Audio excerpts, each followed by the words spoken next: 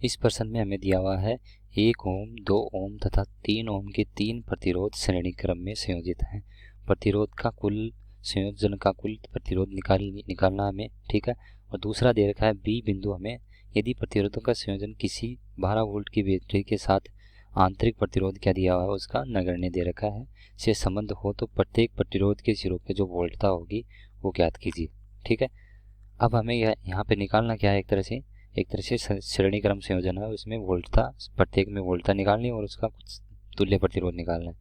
तो मान लेते हैं हम श्रेणी क्रम संयोजन हमारा इस तरह से, ठीक है।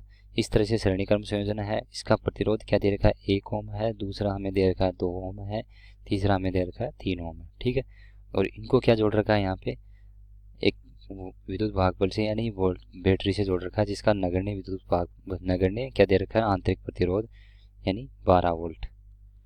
अब हमें यहाँ पे इसका आर तुल्य प्रतिरोध निकालना है। तो इसका मतलब क्या है, आर तुल्य प्रतिरोध हमारा क्या होता है सभी प्रतिरोधों के बीजगणितीय योग के बराबर होता है। यानी यहाँ पे अगर R1 R2 अगर इस तरह से देखते तो अगर n प्रतिरोध हमारे जुड़े होते तो R2 plus R3 plus R इस तरह से Rn करके ये इन अनंत तक जाते प्रतिरोध, ठीक है। लेकिन हमें क्या दिए हुए हैं 3 प्रतिरोध दिए हुए हैं, तो इसका आर तुल्य प्रतिरोध क्या हो जाएगा आर तुल्य प्रतिरोध यानी इसके यहाँ पे अगर एक प्रतिरोध मान लिया जाए और ये यहाँ पे वोल्टता कितनी है 12 वोल्ट है, सॉरी 12 वोल्ट है। तो यहाँ पे इसका जो आर तुल्य प्रतिरोध क्या हो जाएगा एक तरह से आर तुल्य बराबर हो जाएगा हमारा यहाँ पे R1 प्लस R2 यानी 1 प्लस 2 प्लस 3 3 2 5 रेख कितना हो गया यहाँ पे 6 ओम हो गया। तो तुल्य प्रतिरोध तो हमारा क्या हो गया यहाँ पे 6 ओम हो गया।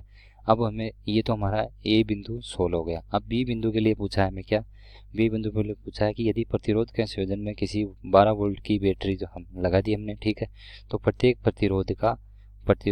प्रतिरोध के सिरों पर वोल्टता ज्ञात कीजिए। तो हमें पता चल गया इसका आर तुल्य बराबर क्या आ गया हमारा 6 ओम आ गया। तो इसमें हम प्रवाहित होने वाली धारा का मान निकाल सकते हैं। तो आई बराबर क्या हो जाएगा हमारा यहाँ से आई बराबर क्या हो जाएगा 12/6 हो जाएगा, यानी V बटा आर किया है मैंने क्योंकि हमारा V ओम के नियम से क्या होता है V बराबर हमारा क्या होता है V बराबर आई आर आ रहा है, ठीक है।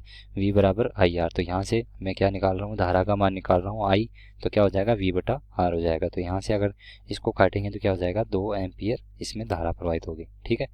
अब हमें इसमें क्या निकालना है एक तरह से सबके सिरों पे वोल्टता का मान निकालना है। यहाँ पे इसके सिरों पे सब प्रतिरोधों के सिरों पे हमें वोल्टता का मान निकालना है। तो ये वोल्टता मान लेते हैं V1 है, ये हमारी V2 है, ये हमारी V3 है, ठीक है। तो V1 और V2 अब हमारा क्या है अगर श्रेणी क्रम संयोजन में बात करते हैं तो जो प्रवाहित होने वाली सभी प्रतिरोधों में जो धारा होती है जो प्रवाहित होने वाली धारा है वो क्या होती है समान होती है, ठीक है। लेकिन वोल्टता का मान क्या होता है सब में भिन्न भिन्न होता है, ठीक है। तो यहाँ से V1 बराबर क्या हो जाएगा की तरह से हमें प्रतिरोध का मान दे रखा है और धारा का मान हम निकाल चुके हैं कितना 2 है।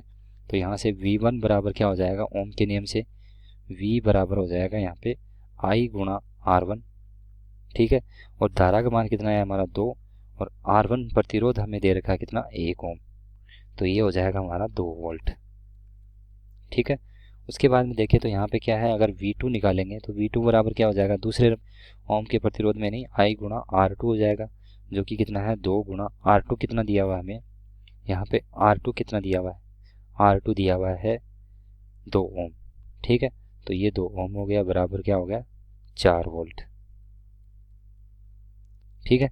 उसके बाद में देखते हैं यहाँ पे V3 बराबर क्या हो जाएगा यहाँ से I गुणा R3 बराबर क्या हो जाएगा ये I गुणा R3 क्या हो जाएगा यहाँ पे 3 ओम, तो इसका मतलब 2 गुणा क्या हो जाएगा ये 3, तो ये हो गया हमारा यहाँ पे 6 वोल्ट, ठीक है। अब यहाँ पे हम एक तरह से इसका टोटल जो कुल कुल वोल्टता कितनी होनी चाहिए यहाँ पे 12 वोल्टता होनी चाहिए। तो यहाँ से अगर जोड़ के देखेंगे तो 6 + 4 10 2 12 वोल्टता हमारी आ रही है।